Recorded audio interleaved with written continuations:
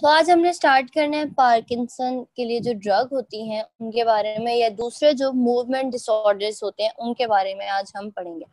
तो पार्किंसन, आपको पता है कि ये इसमें क्या होता है, बॉडी मूवमेंट जो हो रही होती है वो इफेक्ट हो रही होती है। साथ में क्या होता है इसमें कि स्लो मूवमेंट होती है, ट्रेमर्स हो रहे होते हैं, या फिर स्पीच और मसल जो है उसमें इम्पेयरमेंट आ रही होती है।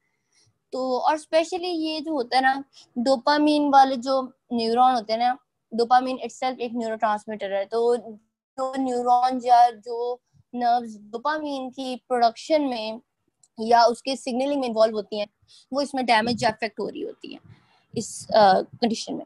तो हम उसके लिए जो ड्रग्स यूज कर सकते हैं वो डोपामीन प्रिकर्सर हो सकता है। प्रिकर्सर मीन उसका एक पिछला स्टेप डोपामीन से, मतलब कि केमिकली उसकी डोपामीन से पिछली फॉर्म लीवोडोपा।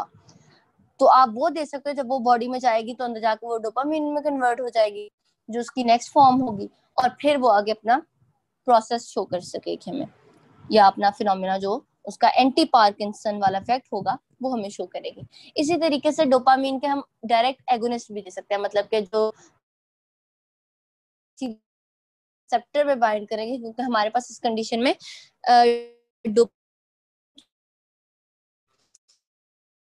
तो इसके अलावा दो मेटाबोलाइज करवा देते हैं, यानी उसको डिफरेंट आगे फर्दर मेटाबोलाइट में कन्वर्ट करवा देते हैं। हम उन एंजाइम इनहिबिट करवा देंगे। जब हम उन एंजाइम को करवा देंगे तो क्या होगा, वहां डोपामिन की कंसंट्रेशन ज्यादा हो जाएगी। और वो कौन से एंजाइम होते हैं, एक होता है COMT और एक होता है MAO। MAO का हमने पहले भी एक चैप्टर में पढ़ा था, तो यहाँ पे भी उसका रोल है। और COMT जो है वो एक नया एंजाइम है। तो हम इन दोनों के इनहिबिटर्स को यूज कर रहे हैं यहाँ पे, क्योंकि हमने ये एंजाइम इनहिबिट करवाने हैं। फिर आगे एक और ड्रग क्लास मस्कुरेनिक एंटागोनिस्ट, यानी मस्कुरेनिक जो रिसेप्टर होते हैं ना, उनको एंटागोनाइज जब कर देंगे ये ड्रग, तो उसके रिजल्ट में भी हमारे पास इफेक्ट आते हैं ना, वो होते हैं एंटी पार्किंसन वाले। यानी कि आपकी जो मूवमेंट स्लो हुई हुई है, या फिर इम्पेयर्ड हुई हुई है, स्पीच इम्पेयर्ड हुई है, मसल स्टिफनेस हुई है, ट्रेमर्स आ रहे हैं, वो सारे जो है इससे हो सकते हैं से। ये तो पार्किंसन के लिए स्पेसिफिकली बात कर ली। इसके अलावा पार्किंसन के अलावा जो अलग हमारे पास मूवमेंट रिलेटेड डिसऑर्डर्स हैं, जैसे ट्रेमर्स होते हैं, अक्सर लोगों को ओल्ड एज में आ जाते हैं, कुछ को हंटिंगटन्स होता है, या फिर टूरेट्स होता है, या फिर विल्सन्स डिजीज होती है। ये सारी डिजीजेस हैं बहुत, इनकी मतलब के ये वाइड रेंजिंग इनके जो है सिम्टम्स होते हैं, खासतौर पर टूरेट्स और हंटिंगटन्स के। तो इनमें क्या होता है कि जो ये तो इनमें न सिर्फ मोमेंट रिलेटेड आ रहे होते हैं, बल्कि साइकोलॉजिकल भी इफेक्ट्स काफी होते हैं। और भी जो है इसमें एक्सेस जो है वहां पे मूवमेंट या इम्पेयर्ड मूवमेंट मसल की, या फिर स्टिफनेस कह लो, तो वो सारा जो है उस चीज को सॉल्व करने के लिए, उस डिसऑर्डर को सॉल्व करने के लिए हम मुख्तलिफ तरह की ड्रग्स यूज कर सकते हैं, जो हम आगे चल के इन डिजीज से रिलेटेड जो टॉपिक्स हैं उसमें पढ़ेंगे।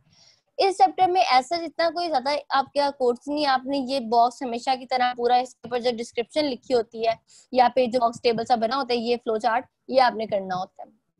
इसके बाद आपने जाना है, नीचे डायग्राम है एक, ये आपकी काफी इंपॉर्टेंट है, ये आपके SCQ के तौर पे आई हुई है पहले भी, ये वाली डायग्राम 28.2 वाली। इसमें आप गौर से देखें कि पहले आप नीचे पर्पल वाला जो है ना वो सेक्शन वो देखें। इसमें क्या है कि ये जो पर्पल वाला है, इसमें क्या हुआ है, ये स्क्रीन आपको हो रही है या आगे क्यों नहीं जा रहा, वहीं पड़ा हुआ है। आप लोगों को ये डायग्राम शो हो रही है, अब हो रही है, ठीक है। अच्छा, इसमें भी जो नीचे पर्पल वाला है, ये जो है ये है ब्लड में, आप देखें, और जो ऊपर ग्रीन वाला है वो उसने ब्लड ब्रेन बैरियर को क्रॉस करके वो ब्रेन में जा चुका है, तब है। आप कंसिडर करो, क्योंकि पहले ड्रग आपके ब्लड में जाएगी और फिर बाद में उसमें सर्कुलेशन के through blood brain barrier cross करके फिर वो जो है ब्रेन में जाएगी। तो अब होता क्या है कि आपकी जो प्रिकर्सर फॉर्म होती है डोपामिन की, वो होती है लीवोडोपा या फिर एल डोपा जिसको कहते हैं। तो एल डोपा जो है वो दो तरह से आगे मेटाबोलाइज हो सकती है, यानी टूट फूट सकती है थ्रू टू डिफरेंट पाथवेज। एक होता है COMT जो एंजाइम है, जिसको आप कैटिकोल O मिथाइल ट्रांसफरेज कहते हो, जिसकी आप शॉर्ट फॉर्म COMT के नाम से आप डिनोट करते हो। तो ये जो एंजाइम है क्या करता है, ये इसको फर्दर मेटाबोलाइज कर देता है 3OMD में। अब 3OMD क्या है, 3OMD जो है वो 3O मिथाइल डोपा है। बस ये याद रखें कि वो आगे उसको जो है मेटाबोलाइज कर रहा है एक और में, नाम भी याद रखें लेकिन अभी के लिए आप ये याद रखें। अच्छा, अब आगे क्या हो रहा है, एक तो ये एंजाइम यहाँ पे एक्ट कर रहा है, एक एंजाइम जो है वो डोपा डी कार्बोक्सिलेज है।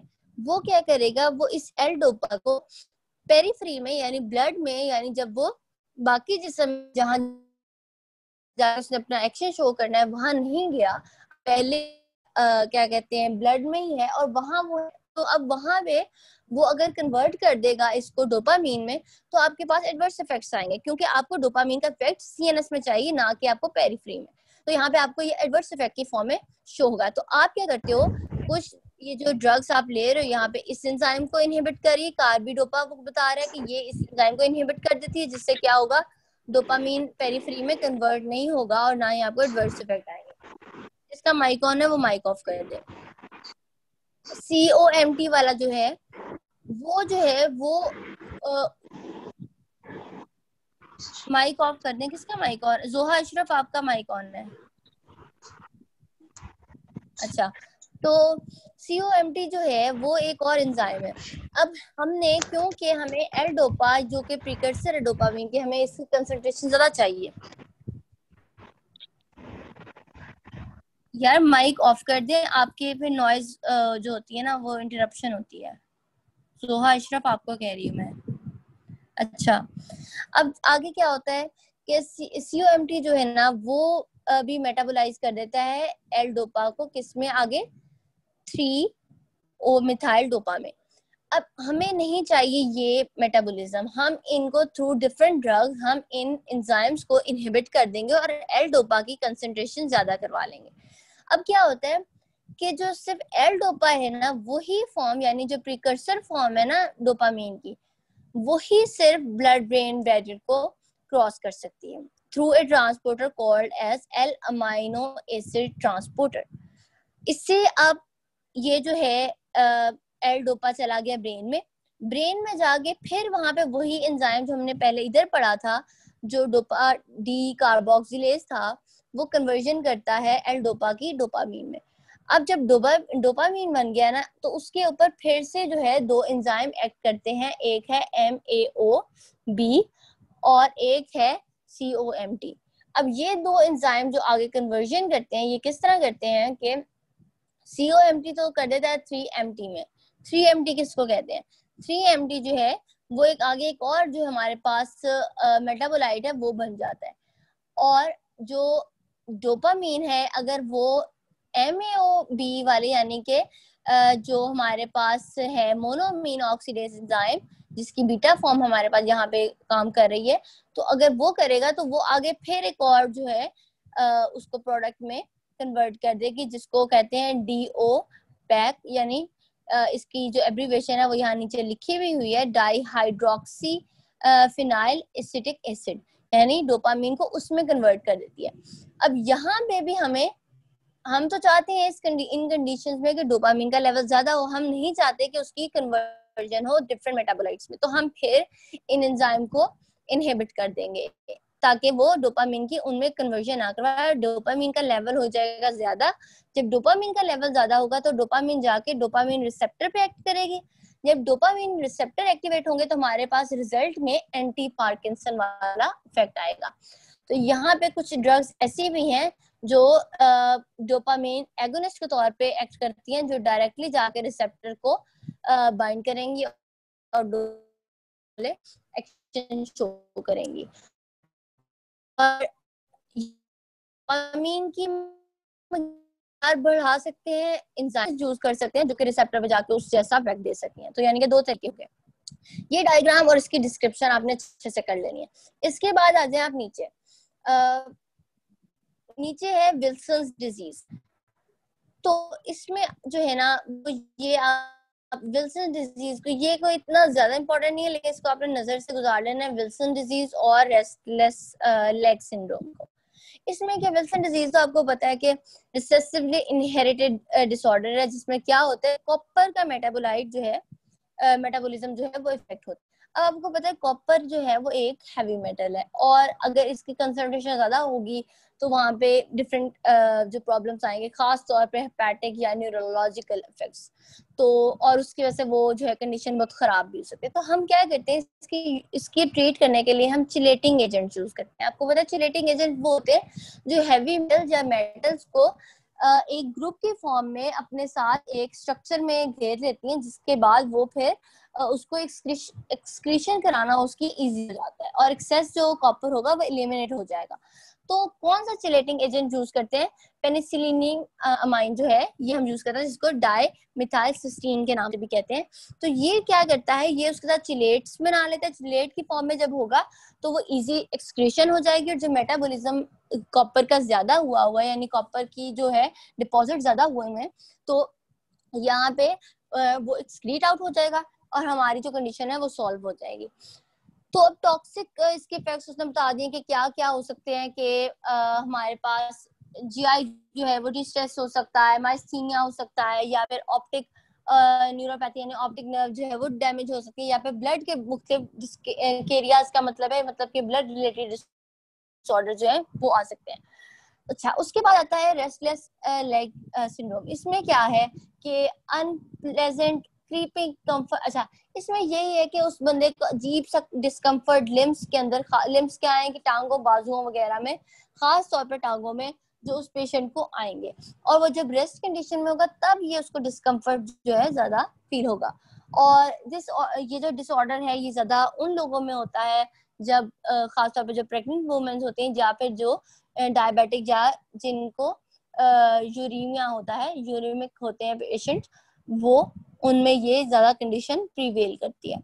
अब क्या होता है कि आप इसमें डोपामिनर्जिक थेरेपी यानी कि डोपामीन वाली थेरेपी, जिसमें डोपामीन ज्यादा करवाने वाली थेरेपी, जो हमने इस पूरे चैप्टर में डिस्कस किया है जो थोड़ा सा, वो यही है कि हमने इन सब कंडीशन में डोपामीन का लेवल ज्यादा करवाना है। तो हम यहाँ पे भी यही करेंगे कि इस कंडीशन में भी डोपामीन का लेवल ज्यादा करवाएंगे थ्रू डिफरेंट ड्रग्स। इसके अलावा उसने बता दिया कि इस कंडीशन में आप ओपियोइड एनाल्जेसिक वगैरह और डायजेपाम उसको काम करने के लिए, और एंटी कन्वल्सेंट वगैरह भी यूज कर सकते हैं। वो ये चीजें तो साथ मतलब कि आप कॉम्बिनेशन में दे सकते हो ना। अगर उसको पेन वगैरह आ रही है स्टिफनेस की वजह से, तो आप एनाल्जेसिक दे सकते हो। अगर उसकी रेस्टलेसनेस ज्यादा हो रही है तो आप उसको सिडेट कर सकते हो डायजेपाम के थ्रू।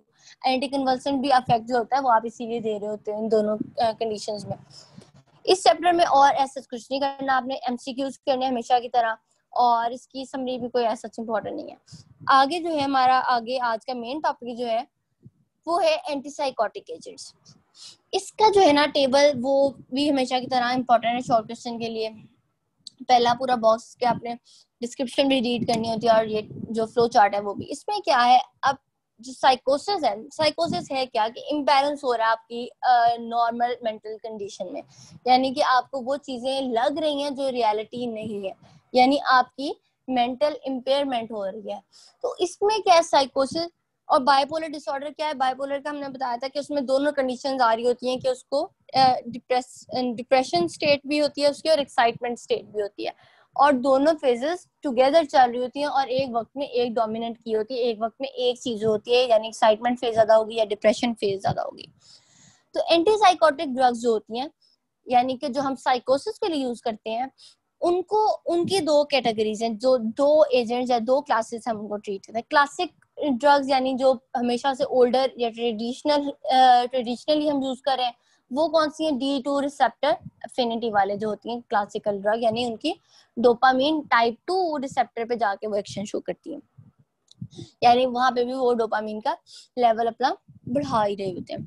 अच्छा, उसके बाद न्यूअर यानी जो अब रिसेंटली हुए हैं, वो हम सेरोटोनिन के रिसेप्टर्स की जिनके साथ अफिनिटी है वो वाले होते हैं, यानी सेरोटोनिन का रिसेप्टर पे जाके वो अपनी एक्शन शो करेंगे।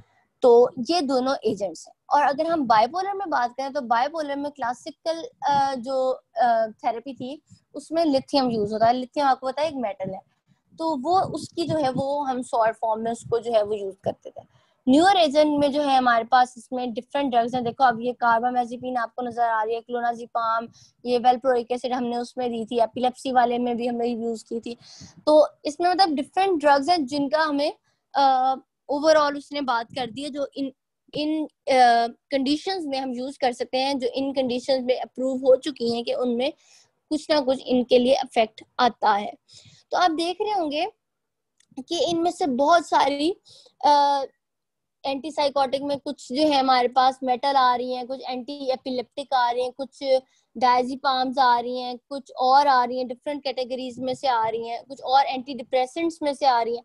तो मतलब आप देख रहे हो कि पूरे सीएनएस पे जो ड्रग्स हैं वो स्पेसिफिकली एक ही, जिस तरह आप कहते हो कि गट के लिए आप यूज कर रहे हो, अगर प्रोटॉन पंप इनहिबिटर वाली गैस्ट्रिक एसिड को डिक्रीज करने वाली यूज कर रहे हो ना, तो इसका मतलब यही नहीं है कि जिस तरह वो सिर्फ एक बस उस पंप को ही इनहिबिट कर रही है। तो यहाँ पे देखो सीएनएस पे वो अगर एक थेरेपी के लिए यूज कर रहे थे या एक कंडीशन में यूज कर रहे थे, तो वो दूसरी में भी कहीं ना कहीं किसी तरीके से यूज हो रही है। क्यों? क्योंकि उसका किसी और रिसेप्टर पे जाके भी एक्शन हो रहा होता है थोड़ा बहुत, जिसकी वजह से वहां पे भी हमें एक्शन जो है उसका मिल रहा होता है। और हम क्या करते हैं फिर उसको कॉम्बिनेशन थेरेपी के तौर पे यूज कर रहे होते हैं, या फिर हम जो है उसको अलोन वैसे सीएनएस में कम ही करते हैं। हम ज्यादातर जो है वो कॉम्बिनेशन थेरेपी ही चल रही होती है। जिस तरह मैंने आपको बताया यहाँ पे कि न्यूरोपैथिक पेन जो होती है, जब न्यूरो रिलेटेड जो पेन होती है उसमें हम एक एंटी साइकोटिक दे रहे होते हैं और एक एंटी डिप्रेसेंट दे रहे होते हैं।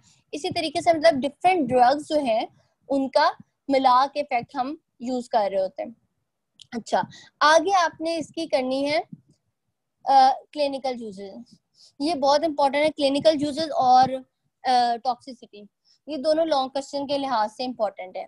ठीक है, ये आपने कर लेना है। अच्छा, इसमें जो है ये सियोफ्रीनिया में क्या होता है? सियोफ्रीनिया में आपको पता है कि उसको हाइपर एक्टिविटी होती है, हेलुसिनेशंस हो रहे होते हैं, डिल्यूजन्स यानी जहन में उसके जो है कुछ ऐसी बातें बैठ रही होती है। अगर आपको कभी इत्तेफाक हुआ हो या कभी आपने किसी जो है उसके साइकोलॉजिकल डिपार्टमेंट का किसी का विजिट किया हो, तो आप देखेंगे कि वहां पे जो पेशेंट मोस्टली जो होते हैं सियोफ्रीनिया के अक्सर होते हैं वहां पे, तो उनमें यही होता है कि उनको हेलोसिनेशन हो रही है, मतलब कि उनको डिफरेंट चीजें नजर आ रही होती है, या उनके दिमाग में कुछ ऐसी चीजें डेवलप हो रही होती है मतलब कि जो असल रियलिटी से बिल्कुल अलग होती हैं, या उनको उसकी वजह से, उन चीजों की वजह से उनकी सोच में तब्दीली आ रही होती है।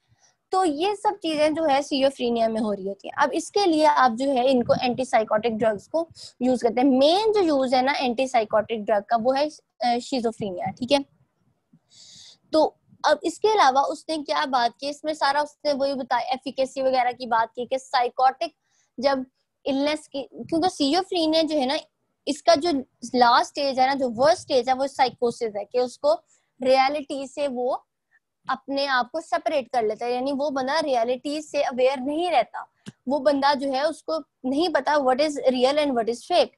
तो अब ये जो चीज है ना, this is the real form of साइकोसिस। तो जब सियोफ्रीनिया का पेशेंट इस हद तक चला जाए ना, मतलब कि इसकी जो पीक है सियोफ्रीनिया का वो तब होता है जब उसको साइकोसिस जो है वो, जो ये florid psychotic form of the illness लिखा हुआ है ना, उसने यही लिखा हुआ है कि उसकी जो पीक फॉर्म है सियोफ्रीनिया की, उसको मैनेज करने के लिए इनका क्योर तो नहीं है इन चीजों का, इनको हम मैनेज करते हो या ट्रीट करते हो, बस क्योर नहीं कर सकते इन चीजों को आप। क्योंकि क्योर तो वो होता है ना कि आपने एक चीज ली है और आपने अब आप बिल्कुल ठीक हो गया, अब आपको कुछ लेने, ये आपको कंटिन्यूस लेनी पड़ रही है। आप इसको मैनेजमेंट कहते हो या ट्रीट करना कहते हो, क्योर करना नहीं कहोगे, क्योंकि आप स्टॉप नहीं करोगे उसकी थेरेपी, क्योंकि उसमें चीज नेचुरली वो बन ही नहीं रही, आपको देनी ही पड़ेगी बाहर से। इसके बाद उसने यही कहा है कि जो पुरानी ड्रग्स जो ट्रेडिशनली यूज की जाती है ना, वो लो कॉस्ट की हैं, लेकिन उनका जो है ना सियोफ्रेनिया के जो नेगेटिव सिम्टम्स हैं, जो ज्यादा नेगेटिव हो जाते हैं, लोग हाइपर एक्टिव हो जाते हैं, या उनको अगर हेलुसिनेशन हो जाते तो वो जाहिर बात है वो चीखें मारने लग जाएंगे, वो पागलों वाला एक्ट करेंगे, जो भी जिस तरह भी होता है हम कहें उसको। तो उन सारे नेगेटिव सिम्टम्स पे पुरानी ड्रग का इतना जो है इफेक्ट नहीं है। तो हम उसके लिए जो न्यू एटिपिकल ड्रग्स हैं उनका शो किया कि वो इमोशनल जो ब्लंटिंग है या सोशल विड्रॉल या लैक ऑफ मोटिवेशन, इन सब चीजों जो नेगेटिव सिम्टम्स होते हैं सियोफ्रेनिया को, उनको कोप अप करने के लिए हम ये न्यूअर ड्रग जो एटिपिकल है वो यूज कर सकते हैं। ये आप लोगों ने रीड कर लेना, इसमें कोई ऐसे समझने वाले जो हाईलाइट की हुई है वही बातें जो है वो ज्यादा मेन है, वो मैं आपको एक्सप्लेन करी जा रही हूँ। अच्छा, आगे है अदर अच्छा, एक तो हमने सीजोफ्रीनिया में बात कर ली कि एंटी साइकोटिक एजेंट जो है ना ये मेनली होते हैं सीजोफ्रीनिया में यूज।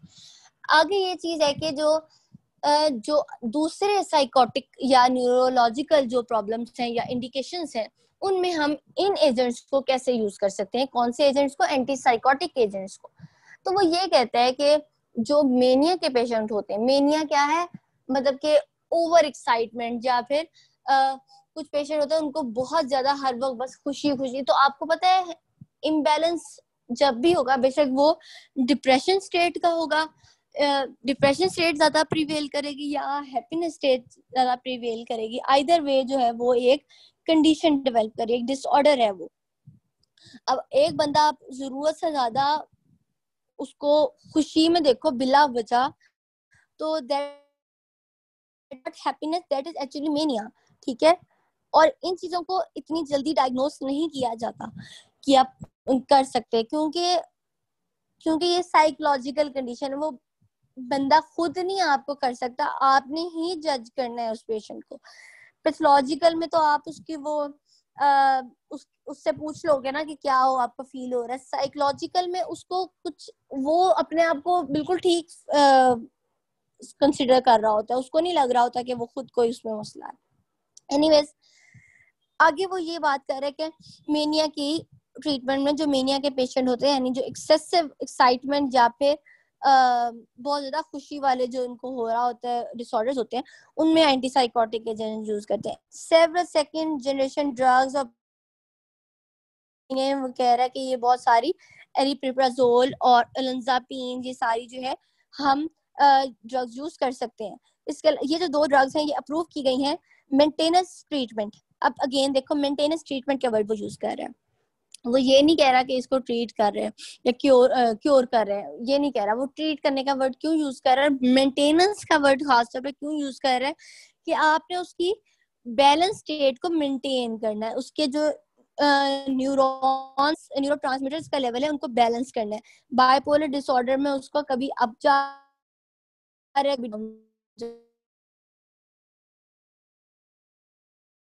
तो उसको मेंटेन कर लेंगे। ये दो जो ड्रग्स बेंजापीन, इनको अप्रूव किया गया है मेंटेनेंस ट्रीटमेंट की, किसके लिए, बाइपोलर डिसऑर्डर के लिए।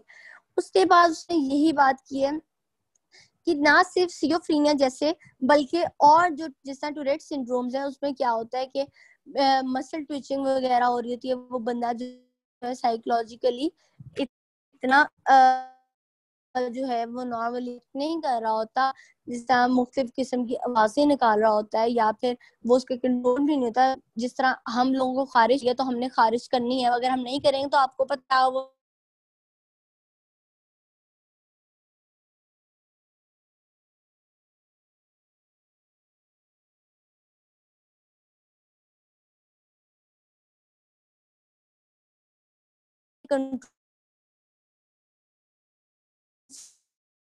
टाइम कुछ पेशेंट भी अनकंट्रोल होती हैं, वो नहीं कंट्रोल बहुत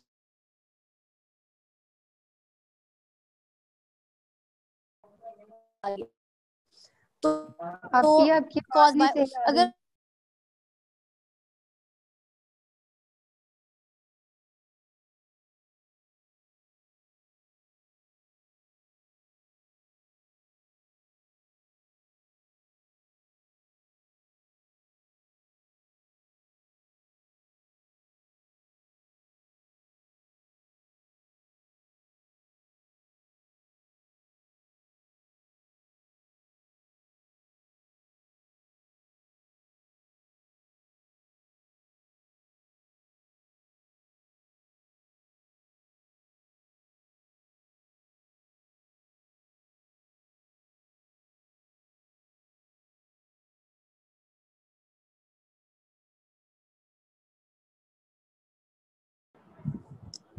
हेलो, सबको आवाज आ रही है?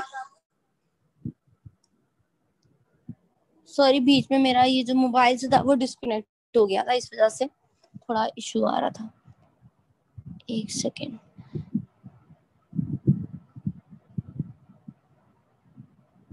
अच्छा, तो हम यहाँ पे बात कर रहे थे कि एक तो जो सीएनएस स्टिमुलेंट्स कौन से होते हैं, जिस तरह लोग ये अपने आप को यूफोरिया वाली कंडीशन में लेके जाने के लिए, या जो ड्रग अब्यूज कर रहे हैं, नशा कर रहे होते हैं, वो स्टिमुलेंट होते हैं, सारे जो सीएनएस को स्टिमुलेट कर रहे होते हैं। तो उसकी वजह से जो साइकोसिस हो रही होती है ओवरडोजेज होने की वजह से उन स्टिमुलेंट की, तो उनको भी हम कोप अप करने के लिए ये जो है ये ड्रग्स जो है यूज कर सकते हैं, एंटीसाइकोटिक ड्रग्स। इसके अलावा उसने बताया कि अल्जाइमर्स डिजीज या फिर पार्किंसंस में तो हमने पढ़ा ही है कि पार्किंसन में भी इसका कुछ यूज होता है, क्योंकि हमें पार्किंसन में भी डोपामिनर्जिक जो है एक्टिविटी चाहिए होती है। तो इसी तरीके से अल्जाइमर्स में भी हम इसको यूज कर सकते हैं पेशेंट्स में। अच्छा, उसके बाद ये तो उसने बता दी न्यूरोलॉजिकल या साइकोलॉजिकल कंडीशंस जिनमें यूज कर सकते हैं। उसके अलावा ये एंटीसाइकोटिक ड्रग्स में से कुछ ड्रग्स का एक्शन जो है ना, एंटी एमिटिक एक्शन, यानी कि जो एंटी वॉमिटिंग एक्शन है वो भी है। वो किस वजह से है? क्योंकि ये जो है ये जाके H1 रिसेप्टर को ब्लॉक करते हैं। और आपको पता है जब भी H1 रिसेप्टर जो होता है हमारे जीआई ट्रैक्ट में होता है, जो जब भी वो ब्लॉक होता है तो उससे हमारे पास एंटी एमिटिक एक्शन आता है। तो वो जब ये ब्लॉकर हैं उनके, तो हम उस पर्पस के लिए भी इसको यूज कर सकते हैं। और इसके अलावा जब इनका ये जो ये H1 रिसेप्टर ब्लॉकेट वाला एक्शन है ना, ये इसका ना सिर्फ एंटी एमिटिक बल्कि सिडेटिव और एंटी प्यूराइटिक जो इसकी है ना एक्टिविटी इन ड्रग्स की, वो भी हमें शो होती है। लेकिन ये मतलब अदर इफेक्ट या फिर नॉन साइकोटिक इफेक्ट या इंडिकेशंस में हम इन चीजों को लाते हैं, क्योंकि ये सीएनएस से रेलेवेंट जो ये एंटीमेटिक एक्शन है वो नहीं है। ऑल्दो ये जो सेडेटिव वाला है वो सीएनएस से रिलेटेड ही है। लेकिन ये वैसे बात कर रहा है कि अगर आप उसकी साइकोसिस जो है उसको नहीं है, या साइकोटिक वो पेशेंट नहीं है, लेकिन हमें वैसे इफेक्ट को चाहिए, उसका सिडेशन का चाहिए या एंटीएमेटिक एक्शन चाहिए, तो हम उसके लिए यूज कर सकते हैं। आगे टॉक्सिसिटी भी इसी तरीके से इम्पोर्टेंट है। इसमें भी कोई इतना ज्यादा वो मतलब एक ही बात को उसने ज्यादा एक्सप्लेन किया हुआ, दो तीन है। खास तौर पे जो टॉक्सिसिटी जो मेन होती है वो इसकी रिवर्सेबल होती है। ये नहीं होता कि इरिवर्सिबली जो है वो डैमेज हो जाएगा। ये डोज डिपेंडेंट होगा एक्शन, और वो क्या होगा कि एक्स्ट्रा पायरामिडल जो इफेक्ट्स होते हैं। एक्स्ट्रा पायरामिडल कौन से इफेक्ट्स होते हैं? जो मूवमेंट रिलेटेड होते हैं। अब इसमें क्या होता है, पार्किंसन लाइक सिंड्रोम। ये लाइक सिंड्रोम वो क्यों कह रहा है उसको? क्योंकि यहाँ पे जो है वो एक एडवर्स इफेक्ट की कंडीशन, एडवर्स इफेक्ट के रिजल्ट में जो कंडीशन आ रही है पार्किंसन की तरह की, इस वजह से उसने उसका नाम दिया पार्किंसन लाइक सिंड्रोम। जिसमें क्या होगा, ब्रेडिकाइनेजिया होगा, यानी कि मूवमेंट रिलेटेड प्रॉब्लम होगी या स्लो मूवमेंट होगी। ब्रेडी का मतलब स्लो होता है, काइनेजिया मतलब मूवमेंट, और रिजिडिटी, ट्रेमर्स, ये सब आ रहे होते हैं। और इन सब इफेक्ट्स को जब मिला के हम कहेंगे तो हम कहेंगे पार्किंसन लाइक सिंड्रोम। और ये यूजुअली नहीं होता, ये ड्रग की ओवरडोजेज की वजह से ही होता है। अदरवाइज अगर किसी पेशेंट को पार्किंसन होगा तो हम उसको पार्किंसनिज्म कहेंगे, लेकिन अगर एडवर्स इफेक्ट की वजह से होगा तो हम कहेंगे पार्किंसन लाइक सिंड्रोम। ठीक है।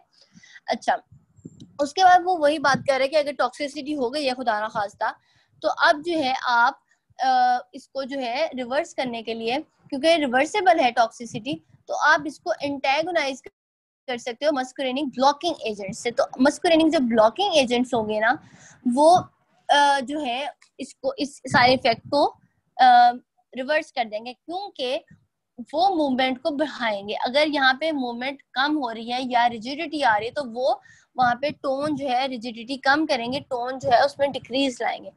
ठीक है। आगे वो क्या कहता है, एक्स्ट्रा पायरामिडल टॉक्सिसिटी से जो है ना वो यही बता रहा है वो सारा, कि वो एजेंट्स के हेलोपेरिडोल की बात कर रहा है वो, और इन डिफरेंट एजेंट्स की बात कर रहा है कि किसके साथ ज्यादा एसोसिएट है एक्स्ट्रा पायरामिडल सिम्टम्स कंडीशंस। तो आगे जो मेन चीज है वो ये नीचे अगर आप देखें, other reversible neurological dysfunction that occur most frequently with older agents include akathisia and dystonia। मतलब डिस्टोनिया मतलब मूवमेंट में डिस्टर्ब, टोन में उसकी जो है डिस्टर्बेंस आ रही है या उसकी चेंजेस आ रही है। और एकाथीसिया मतलब उसकी मूवमेंट हो ही नहीं रही, यानी मूवमेंट बिल्कुल ही उसकी जो है इम्पेयर्ड हो गई है।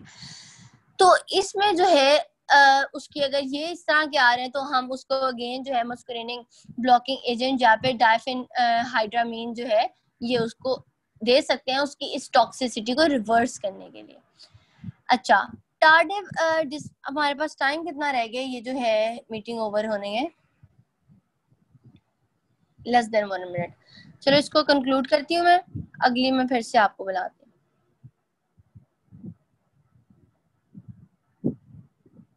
अच्छा, अब ये जो है ये भी एक डिसऑर्डर है, जो कि इसमें भी यही हो रहा होता है कि जो कंडीशन है वो पेशेंट की वो ऐसी होती है कि उसमें ट्रेमर्स, मसल ट्विचिंग, या फिर वो अपने मुख्तलिफ फेशियल मसल्स को डिफरेंट तरीके से मूव कर रहा होता है, शक्लें बना रहा होगा इस तरीके से। तो इसमें क्या होगा, इस सारी कंडीशंस अगर इसकी टॉक्सिसिटी हो रही है इन ड्रग्स की, तो उसके रिजल्ट में ये टार्डिव डिस्काइनेसियाज आ जाएंगे। तो इसमें वही उसने सारा कुछ बताया है कि muscles of lip and buccal cavity and may be irreversible, ये कंडीशन इरिवर्सिबल भी हो सकती है अगर वहां पे टॉक्सिसिटी जो है आपने बहुत ज्यादा करवा दी है। उसके बाद वो ये बात कर रहे हैं कि हो सकता है कि ये जरूरी नहीं है कि आप जब वो थेरेपी ले रहे हो, एंटी साइकोटिक थेरेपी, तो उसी वक्त आपको ये जो है इफेक्ट शो हो सकता है कि ये सालों बाद आपको शो हो, जो उस पेशेंट है उसको, और अर्लीस्ट अगर होगे तो वो 6 महीने बाद होगा कि आपने आज थेरेपी ली है, खत्म की है, तो हो सकता है 6 महीने बाद उस ये टार्डिव डिस्काइनेसिया आपको शो हो। और ये जो है ये आप उसको डिटरमिन नहीं कर सकोगे बाद में, मतलब कि ये इस तरह के इफेक्ट्स हैं कि उस बंदे को नहीं पता होगा या उस वो कंसिडर भी नहीं करेगा। आपको पता होगा कि अगर आपने कभी पेशेंट्स देखे हो, वो अपनी पिछली हिस्ट्री उनको याद भी नहीं होती, तब क्या हुआ था, ये क्या हुआ, तब मैंने कौन सी दवाई ली थी। और आपको पता है कि बहुत सारे इस तरह के होते हैं सिम्टम जो पिछली उसकी हिस्ट्री से रेलेवेंट होते हैं, जो उनकी वजह से डिलेड इफेक्ट्स आ रहे होते हैं। लेकिन क्योंकि हमारे यहाँ तो बिल्कुल ही हिस्ट्री रखना जो है उसको इम्पोर्टेंट नहीं समझा जाता, या फिर अपनी जो ड्रग थेरेपी थी उसकी पुरानी जो आप प्रिस्क्रिप्शन थी उनको नहीं हम संभाल के रखते हैं। तो ये सब करने का बताने का मकसद क्या है कि अब देखो यहाँ पे वो यही आपको बात कर रहा है कि अगर एक एंटी साइकोटिक ड्रग्स का हमारे पास एक थेरेपी हम दे रहे थे एक पेशेंट को, और उसके बाद कुछ सालों बाद, 1-2 साल बाद उसको टार्डिव डिस्काइनेसिया आ रहे हैं, तो अब हमें नहीं पता कि उसको वाकई ये कोई कंडीशन है टार्डिव डिस्काइनेसिया की, या फिर उसको वो उसने जो 2 साल पहले एंटी साइकोटिक ड्रग ली थी उसकी वजह से आ रहे हैं। तो इस वजह से जो है हिस्ट्री रखना बहुत इम्पोर्टेंट है। और इसके बाद वो यही बात कर रहे हैं कि जब ये जो एंटी मस्कुलिनिक ड्रग्स है ना, वो अदर एक्स्ट्रा पायरामिडल इफेक्ट्स जो हैं उनको तो हम ये जो है सॉल्व करने में या उनको जो है कोप अप करने के लिए हम यूज कर सकते हैं, जनरली इंक्रीज सिविरिटी। लेकिन वो जब हम उसके लिए यूज करेंगे तो वो क्या करेंगे, टार्डिव डिस्काइनेसिया जो है उनको बढ़ा देंगे, उनकी सिविरिटी जो है वो ज्यादा कर देंगे, स्वेयर करवा देंगे इन सिम्टम्स को, जो हमने सिम्टम्स बात की कि क्या क्या इसमें हो रहा होता है। इसके अलावा उसने कहा कि इसकी कोई इफेक्टिव जो है हमारे पास ट्रीटमेंट नहीं है, जो इसमें वाकई इसको हम ट्रीटमेंट दे तो वो वाकई इफेक्टिव हो या उसका उसके पेशेंट में कोई असर हो। तो वो यही कह रहा है कि हम इससे बचा ही जा सकता है, इससे हम जो है वो इसकी कोई ऐसी थेरेपी हमारे पास नहीं है। इसके अलावा वो यही बात कर रहे हैं कि क्लोजापिन जो है हम ड्रग जो है उसको हम अगर डज नॉट वो जो ड्रग है वो इतनी ये कंडीशन हमारे पास नहीं, उसकी वजह से नहीं आ रही, तो हम हो सकता है हमें अगर हम इस इन ड्रग्स की वजह से ये टार्डिव डिस्काइनेसिया से बचना चाहते हैं तो हम क्लोजापिन का यूज कर लें। वो भी एंटीसाइकोटिक ड्रग है, लेकिन उसका जो है वो इस कंडीशन को इतना ज्यादा बढ़ाती नहीं है। उसके बाद यही वो कहता है कि इसको टेम्परेरीली आप जो है ना किस तरीके से किस तरीके से कोप अप कर सकते हो। इफेक्टिव ट्रीटमेंट तो नहीं है आपके पास, लेकिन वक्ती तौर पे आपने कुछ ना कुछ तो करना है ना, कुछ ना कुछ तो हाथ पांव हिलाने हैं। तो आप क्या करोगे कि जो न्यूरोलेप्टिक डोजेज है ना वो बढ़ा दोगे, इंक्रीज कर दोगे, यानी कि एंटी साइकोटिक जो आप दे रहे हो ना एजेंट्स, सॉरी एंटी साइकोटिक कह रही हूँ, न्यूरोलेप्टिक जो डोजेज है ना, न्यूरोलेप्टिक जो ड्रग्स हैं उनकी डोजेज को आप बढ़ा दोगे। जब आप बढ़ा दोगे तो उससे क्या होगा कि उससे हमारे पास that this suggest that tardive dyskinesia may be caused by dopamine receptor sensitization. मतलब कि टार्डिव डिस्काइनेसिस किस वजह से हो रहा हो सकता है कि वहां पे रिसेप्टर्स जो हैं उनकी सेंसिटाइजेशन में जो है वो कोई चेंजेस आ रही हैं जिसकी वजह से हमारे पास ये कंडीशन डेवलप हो रही है। तो हम क्या कर सकते हैं कि न्यूरोलेप्टिक जो हमारे पास ड्रग्स हैं उनकी जो है हम डोजेज में इंक्रीज कर दें, जिससे टेम्परेरीली जो है ना आप इसको इस कंडीशन को थोड़ा कोप अप कर सकते हो थोड़ी देर के लिए, कुछ अरसे के लिए। लेकिन परमानेंटली आप अगर किसी पेशेंट के लिए इरिवर्सिबल ये कंडीशन डेवलप हो सकती है कुछ पेशेंट्स में, तो अगर हो जाए खुदा ना खास्ता तो उसके लिए हमारे पास कोई इफेक्टिव ट्रीटमेंट प्रेजेंट नहीं है आज की फार्माकोलॉजिकल वर्ल्ड में। तो आगे वो ये बात करते हैं कि ऑटोनॉमिक इफेक्ट्स इन एजेंट्स के, एंटीसाइकोटिक एजेंट्स के क्या आ सकते हैं। जैसे हमने पढ़ा है कि इनका पेरिफेरी में मस्कुरेनिक रिसेप्टर पे इनकी ब्लॉकेट का भी एक्शन होता है, जो हमने ये जो एजेंट्स पढ़े हैं इनके, और ये अल्फा एडिनोसेप्टर्स पे भी जाके अफेक्ट करते हैं। तो जाहिर बात है फिर जब वहां पे जाके ये अफेक्ट करेंगे तो आपको पता है जब भी डोपामीन कह रही हूँ, जब भी मस्कुरेनिक रिसेप्टर की ब्लॉकेट होती है तो वहां पे हमारे पास एट्रोपिन लाइक इफेक्ट्स आते हैं।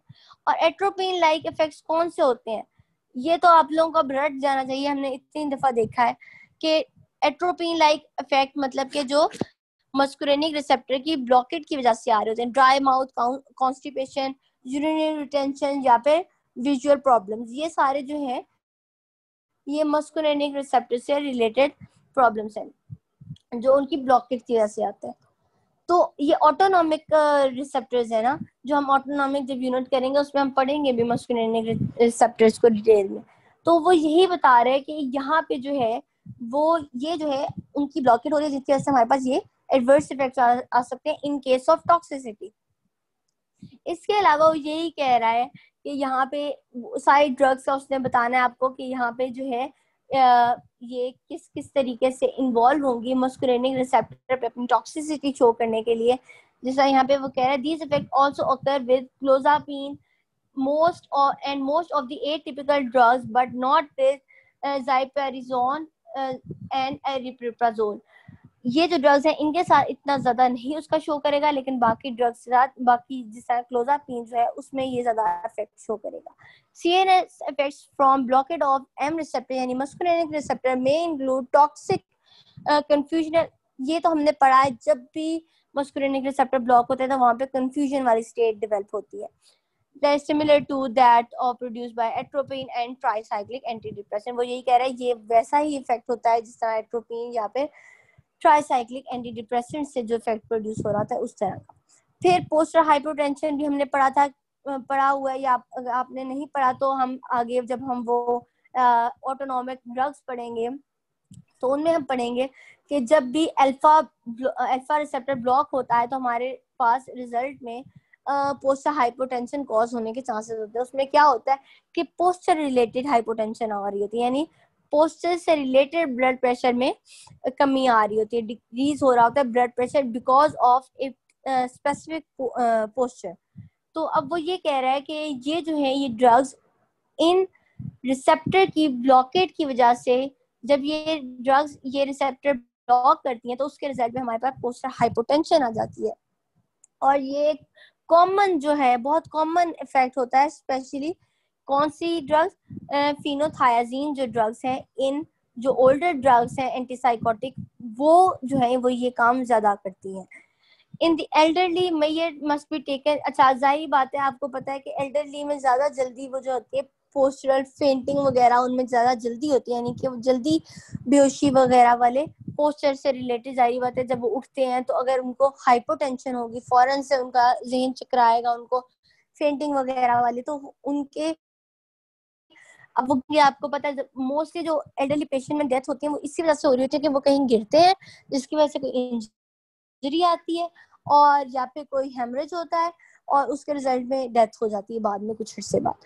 तो वो यहाँ पे वो यही बात कर रहे हैं कि एल्डरली पेशेंट में हमें बहुत ये इसको मॉनिटर करना पड़ता है इस चीज को। उसके बाद उसने वही ऑर्थोस्टैटिक हाइपरटेंशन या फिर पोस्टर हाइपरटेंशन एक ही चीज है, उसी के दो नाम है, ठीक है। उसके अलावा वो ये कह रहे हैं failure to ejaculate in is common in man treated with phenothiazides जो थायाजीन्स जो कि ओल्डर एंटीसाइकोटिक एजेंट्स है, तो उसमें मैन में एजैकुलेशन में जो है वो भी प्रॉब्लम आ सकती है या फिर उसमें डिसफंक्शन हो सकता है। एंडोक्राइन या मेटाबॉलिज्म रिलेटेड कौन से इफेक्ट्स हो सकते हैं? इसमें एंडोक्राइन में या तो हाइपरप्रोलैक्टिनिया हो सकता है, यानी प्रोलैक्टिन का लेवल ब्लड में ज्यादा हो सकता है, जिसके रिजल्ट में गायनेकोमेस्टिया यानी जो ब्रेस्ट साइज इंक्रीज हो जाता है मेल में वो, या पे एमेनोरिया यानी कि पीरियड का मिस हो जाना, और ग्लेक्टोरिया में क्या है कि उसमें ब्रेस्ट से सिक्रीशन होना या फिर डिस्चार्ज होना, इनफर्टिलिटी यानी कि रिप्रोडक्शन की एबिलिटी लॉस हो जाना। ये सारे जो है कंडीशंस आ सकती हैं बिकॉज ऑफ एंडोक्राइन और metabolic effects of these drugs, and this is the reason why we do not recommend these drugs in pregnancy, because if there will be such kind of endocrine dysfunctioning or effects, what will happen, there will be ultimately cause of some miscarriage or any kind of teratogenic effect on that female or on that fetus. तो यहाँ पे आगे वो यही कहना चाह रहा है कि यहाँ पे डोपामीन D2 जो है रिसेप्टर की ब्लॉकेट जो है, most of these adverse effects are predictable manifestation of dopamine D2 receptor blockade in pituitary gland में जब ब्लॉकेट हो जाती है D2 रिसेप्टर की, तो उनकी वजह से ये प्रिज्यूम किया जाता है या प्रिडिक्ट किया जाता है कि उनकी वजह से ये सारे इफेक्ट आ रहे हैं। तो डोपामीन जो है ना वो बहुत नेसेसरी होता है प्रोलैक्टिन की नॉर्मल रेगुलेशन या सिक्रीशन में, और जब इंक्रीज या डिक्रीज होगा आपको पता है फिर उसके रिजल्ट में हमारे पास जो है कोई ना कोई डिस्टर्बेंस तो आएगी, बॉडी में फिजियोलॉजिकल चेंजेस आएंगी। इसके अलावा वेट गेन जो है वो बहुत इंपॉर्टेंट एक एडवर्स इफेक्ट है इन ड्रग्स का। हाइपरग्लाइसीमिया भी हो सकता है इन ड्रग्स में। इसके अलावा जो है ये उसने वही बात जो मैंने पहले लिखी, दिस इफेक्ट में भी प्रॉब्लमेटिक इन प्रेगनेंसी, ये बात याद रखने वाली है। इसके बाद उसने वही बातें बता दी कि कौन सी एजेंट का कम इफेक्ट है, कौन सी एजेंट का ज्यादा इफेक्ट है। अच्छा, ये हमने जो अगला इफेक्ट है ये हमने पिछले भी एक चैप्टर में पढ़ा था, मिलिग्नेंट न्यूरोलेप्टिक मिलिग्नेंट सिंड्रोम। क्या है इसमें कि patient who are particularly sensitive to extrapyramidal effects of antipsychotic may develop malignant hyperthermic syndrome। कोई मुझे बताएगा हाइपोथर्मिक सिंड्रोम क्या? हमने पिछले किसी चैप्टर में पढ़ा था इसका कि इसमें क्या होता है हाइपरथर्मिक सिंड्रोम में।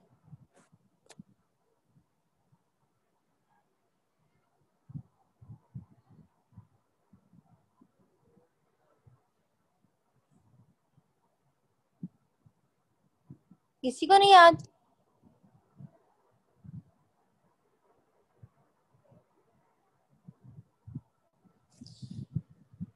इसमें क्या होता है कि आपके एब्नॉर्मली हाई जो है वो ना सिर्फ टेम्परेचर हाई होता है एब्नॉर्मली, बल्कि जो बॉडी की मूवमेंट रिलेटेड या और जो है इस तरह के सिम्टम्स आ रहे होते हैं जो कि डेवलप हो सकते हैं in response to certain drugs.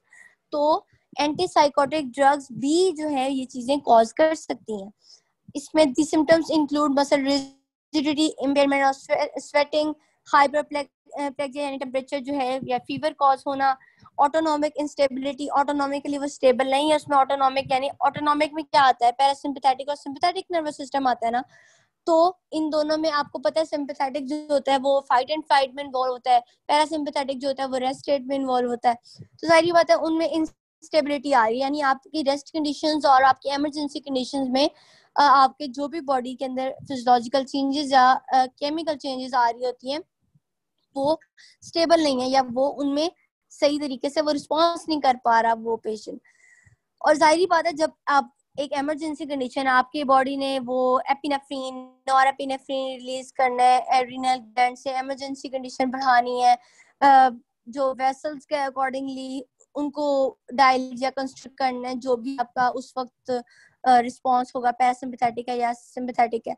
तो जाहिर बात है जब वहां पे वो चीज हो ही नहीं रही तो वो चीज फिर आपको लाइफ थ्रेटनिंग हो सकती है ना कंडीशन, कि वहां पे अगर वो रिस्पॉन्स ही जनरेट नहीं कर रहा, वहां पे आपकी वेजोडाइलेशन ही नहीं हो रही अकॉर्डिंग टू दैट, मतलब अगर आपको ब्लड प्रेशर में इंक्रीज चाहिए और वहां पे आपकी वेजो कंस्ट्रिक्शन ही नहीं हो रही या पे हार्ट रेट ज्यादा ही नहीं कर पा रही बॉडी, तो जाहिर बात है वो फिर एक कंडीशन लाइफ थ्रेटनिंग हो रही है, क्योंकि वहां पे आपकी नॉर्मल जो है बॉडी के फिजियोलॉजिकल चेंजेस वो नहीं हो पा रही।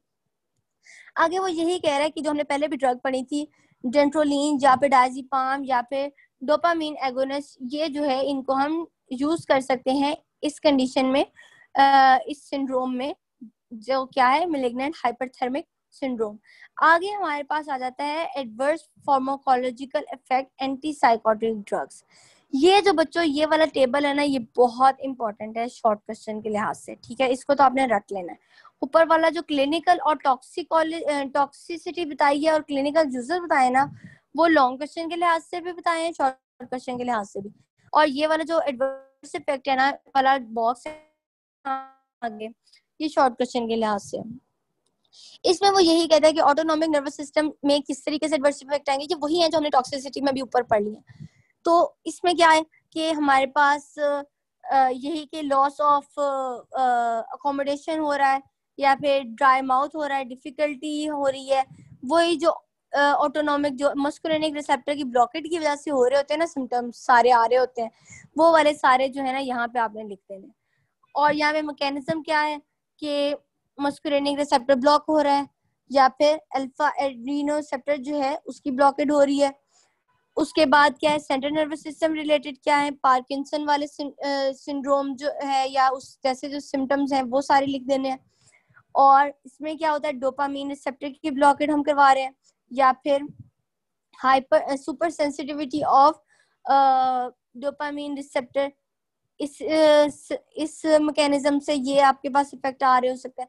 अब एंडोक्राइन वाले जितने हमने पढ़े हैं वो किस वजह से आ रहे हो, वो भी इसी वजह से कि डोपामीन रिसेप्टर की ब्लॉकेट हो रही होती है इन हाइपर प्रोलैक्टीमिया, यानी कि जहाँ पे प्रोलैक्टीमिया का लेवल हाई हो रहा होता है ब्लड में, तो वो किस वजह से हो रहा होता है, क्योंकि डोपामीन रिसेप्टर की ब्लॉकेट करवा रहे हैं, हो रही है यहाँ पे। तो अब आगे जो है अदर्स में क्या है, वेट गेन। वेट गेन जो है ना एंटीसाइकोटिक ड्रग्स का एक मेन फीचर्ड, जिसे कहते हैं ना फीचर्ड साइड इफेक्ट या एडवर्स इफेक्ट, वो है कि ये जो है ना ये आपका बहुत ज्यादा विजिबल जो है अक्सर पेशेंट में होता है वेट गेन। तो ये किस वजह से होता है, ये H1 रिसेप्टर यानी हिस्टामिन रिसेप्टर की ब्लॉकेट की वजह से, जो हमने उसका अदर या फिर जो नॉन साइकोटिक इफेक्ट में पढ़ा था, साइकेट्रिक इफेक्ट में पढ़ा था कि उसमें जो है H1 में ब्लॉकेट होती है, जिसकी वजह से हमारे पास एंटी हिस्टामिनिक कह रही हूँ, एंटी एमेटिक या फिर सेडेटिव या एंटी वो प्यूराइटिक जो है इफेक्ट आ रहा होता है, वो सारे जो होते हैं वो H1 की ब्लॉकेट की वजह से आ रहे होते हैं।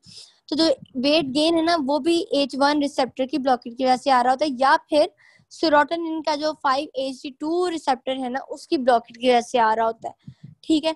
ये जो है ये टॉक्सिसिटी है। आगे जो है वो सिडेशन भी कॉज कर सकता है। मिसलेनियस जो इफेक्ट्स हैं वो आप लोगों ने देख लेने हैं। सिडेशन किस तरीके से कॉज कर सकता है कि इसका उन रिसेप्टर्स पे एक्शन है जिनका आगे जो है सिडेशन में इन्वॉल्व होते हैं। तो आप इसमें कोई ऐसा आपने बस कोई इसने बात नहीं बताई, सिर्फ ड्रग्स के नाम ही है, वही तो याद ही करने पड़ेंगे कि कौन सी ड्रग्स जो है उनका ज्यादा एक्शन है। अब उसने बताया कि ओल्डर जो है जो ओल्डर ड्रग्स हैं उनमें से फ्लूफेनाजीन और हेलोपेरिडोल जो है वो कम सिडेटिंग है as compared to other older drugs जो हमने दूसरी ड्रग्स का जिक्र किया। इसके अलावा जो है न्यूअर एजेंट में एरिप्रिप्राजोल जो है वो उसका लेस सिडेशन वाला इफेक्ट है बाकी न्यूअर ड्रग्स की निस्बत। ये रिकॉर्डिंग हो रही है, चेक कर ले जरा। हाँ हो रही है, अच्छा। उसके बाद मिसलिनियस टॉक्सिसिटी यानी डिफरेंट किस्म की टॉक्सिसिटीज आ सकते हैं। विजुअल इम्पेयरमेंट हमने ऊपर भी पढ़ा था, वो जो है वो एट्रोपिन जो लाइक सिम्टम या एट्रोपिन लाइक टॉक्सिसिटी जो होती है नहीं मस्कुलिनिक रिसेप्टर की ब्लॉकेट की वजह से जो टॉक्सिसिटी हो रही होती है वो विजुअल इम्पेयरमेंट जो होती है उसमें से एक सिम्टम होता है, वो भी इनमें आ रहा होता है। और इसके अलावा जो है वही हार्ट वाले जो इफेक्ट्स हो रहे हैं, हार्ट में जो कंडक्शन डिफेक्ट्स इन हार्ट वो या एरिथमियाज हो रहे हैं, वो सारे जो है वो भी मस्कुलिनिक रिलेटेड जो है इफेक्ट्स होते हैं, मस्कुलिनिक रिसेप्टर की ब्लॉकेट की वजह से आ रहे होते हैं, ठीक है। ये आगे ब्लड रिलेटेड भी उससे थोड़ा आपको बता दी कि उसमें ब्लड काउंट वगैरह जो है वो भी डिस्टर्ब हो सकता है इन कंडीशन में, हमने ऊपर भी पढ़ा था के ब्लड रिलेटेड जो है वो डिसऑर्डर्स आ सकते हैं। आगे ओवरडोजेज की टॉक्सिसिटी की वजह से क्या क्या आ सकते हैं। अभी तो हम नॉर्मली टॉक्सिसिटी की बात कर रहे हैं, अगर ओवरडोजेज हो गई है तो तब क्या हो रहा होता है। तब ये है कि वहां पे एंटीसाइकोटिक की पॉइजनिंग की वजह से वहां पे ये फेटल तो कंडीशन नहीं है, मतलब कि ये नहीं होगा कि वो बंदा डेथ की तरफ नहीं जाएगा, लेकिन एफडीए ने वार्निंग दी है कि जो एल्डरली पेशेंट है वो ज्यादा ससेप्टेबल होते हैं ना, यानी उनका सीएनएस पहले ही डिक्लाइन की तरफ जा रहा था, क्योंकि आपको पता है विद एज जो है न्यूरॉन जो होते हैं उनकी उनकी एफिशिएंसी या उनकी उस तरीके से उनका रिस्पांस नहीं हो रहा होता। तो एल्डरली में उन्होंने वार्निंग दी है कि एल्डरली में जो है ना डेथ का रिस्क जो है वो इंक्रीज हो जाता है, खास तौर पे उन पेशेंट में जिनमें डिमेंशिया है, जिनमें मेमोरी लॉस के जो पेशेंट है, जिन पेशेंट में पहले ही न्यूरोनल इतनी एफिशिएंसी नहीं है जिसकी वजह से उनके पास मेमोरी लॉस के इफेक्ट्स आ रहे हैं। तो वो उनमें कह रहा है कि एफडीए ने उनमें जो है, एफडीए क्या है, अथॉरिटी है जो आपको हर ड्रग के रिलेटेड एक आपको बताती है, क्राइटेरिया सेट करती है कि आपने इस पेशेंट में देनी है, इस पेशेंट में नहीं देनी। तो हर ड्रग जो है वो एफडीए से अप्रूव होकर ही आती है मार्केट में। एफडीए अप्रूव के बगैर आप कोई भी ड्रग जो है वो मार्केट में लॉन्च नहीं कर सकते। अच्छा, आगे वो यही कह रहा है कि हाइपोटेंशन जो है वो often respond to fluid replacement. अच्छा, ये वही कि आप उसको फ्लूइड रिप्लेसमेंट करवा सकते हो अगर कोई पेशेंट आपके पास हाइपोटेंशन का आ रहा है, क्योंकि आपको पता है इसमें पोस्टर हाइपोटेंशन बहुत ज्यादा एक मेजर जो है अफेक्ट होता है किसका, मस्कुरेनिक ब्लॉकेट की वजह से। उसके बाद उसने ये बात की है, जिस तरह हमने एंटी डिप्रेसेंट ड्रग्स की एक पढ़ी थी, मैंने आपको ओवरऑल एक आपको बात बताई थी कि एंटी डिप्रेसेंट इफेक्ट जो होते हैं ना, ये ओवरऑल जो है ना सीजर्स के थ्रेशोल्ड को लो कर देते हैं। लाइक अगर सीजर की थ्रेशोल्ड पहले 100 पे था तो 50 पे आ जाएगा। तो इसी तरह न्यूरोलेप्टिक जो यानी एंटीसाइकोटिक ड्रग्स हैं, इनका भी यही है कि ये लोअर कर देते हैं थ्रेशोल्ड को। किसके थ्रेशोल्ड को? सीजर्स के। अब क्या होगा, अब एक पेशेंट पहले ही अगर सीजर उसको कोई है, उसका डिसऑर्डर ऐसा है जिसमें सीजर कॉज हो रहे होते हैं उसको, तो अब उसमें आपको मैनेज करना और मुश्किल हो जाएगा, which are usually manage by diazepam या फिनोटॉइन। वो यही बता रहे हैं कि अगर आप दे रहे हो उसको पेशेंट को, तो आपको फिर डायजेपाम या फिनोटॉइन भी साथ उसको मैनेजमेंट के तौर पे देनी पड़ेगी, ताकि उसमें उस तरह के एडवर्स इफेक्ट्स ना आए। उसके बाद इसने बताया है कि ओवरडोजेज जो कार्डियो मतलब कार्डिक से रिलेटेड जो टॉक्सिसिटी है वो भी आ सकती है पेशेंट में, और ये ज्यादा मुश्किल है उसको ट्रीट करना कार्डिक टॉक्सिसिटी को। तो इस में से आपने जो है ना, ये जो है टॉक्सिसिटी और क्लिनिकल यूजेस ये तो अच्छे से कर लेने हैं, लेकिन ये जो एडवर्स इफेक्ट जो आपने बॉक्स है वो शॉर्ट क्वेश्चन के लिहाज से कर लेना है। उसके बाद जो है नीचे से कुछ भी नहीं, एमसीक्यूज है सिर्फ। और नीचे जो अगर आप बिल्कुल नीचे आओ तो यहाँ पे है एक मुझे देखने दें। हाँ, ये जो है ना हेलोपेरिडोल, इसका जो आपने है ना समरी में से ये आपने शॉर्ट क्वेश्चन के तौर पे आया हुआ, ये आपने अच्छे तरीके से इसको जो है ना कर लेना है, मार्क कर लें इसको आप अपने पास। और इसके अलावा एक दो और चीजें हैं इन चैप्टर में से जो आपको मैं वो पिक्चर की फॉर्म में भेज दूंगी, वो आपने अपनी बुक्स पे लिख लेना है, ताकि वो जो आपको याद करने में इजी हो इन ड्रग्स के रिलेटेड के वो कहाँ कहाँ पे एक्शन शो कर रही हैं, कहाँ कहाँ पे जाके वो अपना रिस्पॉन्स शो कर रही हैं, ताकि वो इजीली आपको ड्रग्स जो हैं वो याद हो सके। तो जो मैं भेजती हूँ वो आप लिख लिया करें उसी वक्त बुक पे। आप बेशक पेन, अगर बुक पे नहीं लिखना चाहते स्टिकी नोट्स वगैरह या किसी नोट पैड पे लिख के उसे चिपका लिया करें, तो वो हो जाएगा। बस इस चैप्टर में से, इन दो चैप्टर में से यही करना था आपने। अगर किसी को कोई कंफ्यूजन तो मुझसे पूछ ले, otherwise you can leave the class.